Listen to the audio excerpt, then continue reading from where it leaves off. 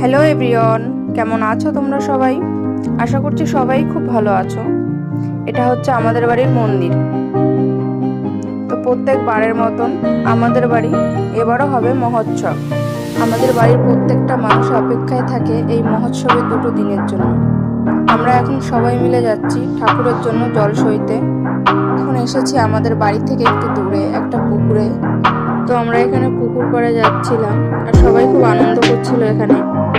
এখানে গঙ্গা বরণ করে জল নিয়ে আমরা সবাই চলে এসেছিলাম বাড়িতে এসে ঠাকুর স্নান করিয়ে চলে আসলাম ঠাকুর ঘরে ঠাকুরকে শাড়ি পরানোর জন্য। আর এটা হচ্ছে আমার ননদ, ও আমাকে হেল্প করছিল শাড়িটা পরানোর জন্য।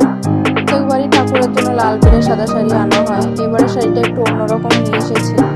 কেমন লাগছে ঠাকুরকে এই শাড়িটা পরে তোমরা সবাই জানিও।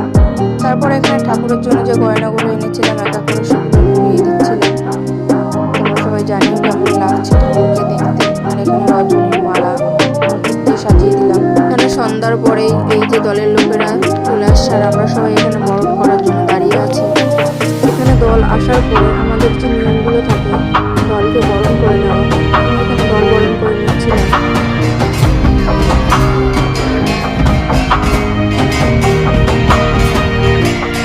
রাতের বেলা আমি ভিডিও করতে পারি, এটা হচ্ছে পরের দিন সকালবেলা পুজো দেওয়ার সময়। এখানে সকাল সকাল ঠাকুরের সব কাজ কমপ্লিট করে পুজো দেওয়া হয়ে গেছে। এখানে ঠাকুরের সমস্ত ভোগ দিয়ে আমরা এখন দলের জন্য অপেক্ষা করছি। ঠাকুর ঘরের সব কাজ কমপ্লিট করে আমি চলে গেছিলাম রান্না দেখতে। তো এখানে দেখো রান্না হচ্ছে।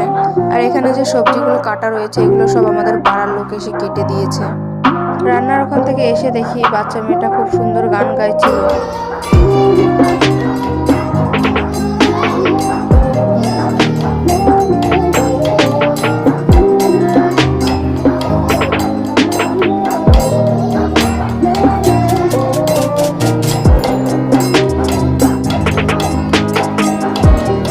গানের আগে একটা দল এসেছিল কিন্তু আমি ভিডিও ক্লিপটা নিতে পারিনি। এখানে আমাদের বাড়িতে এসেছিল ঠাকুর বাড়ি থেকে শ্রী সুব্রত ঠাকুর মহাশয়।